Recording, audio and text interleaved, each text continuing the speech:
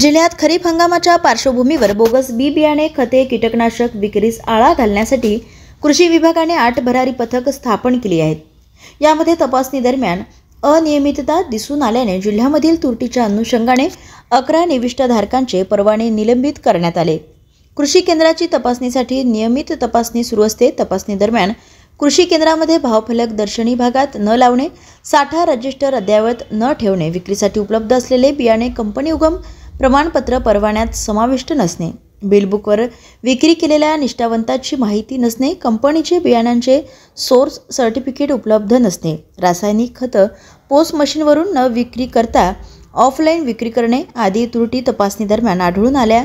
तर बियाणे, खत, कीटकनाशक विक्रेते यांनी खरीप हंगाम आढावा बैठकीमध्ये कायद्याच्या अनुषंगाने दिलेल्या सूचनांचे काटेकोरपणे पालन करावे असे आवाहन मोहीम अधिकारी विकास चौधरी यांनी केले आहे.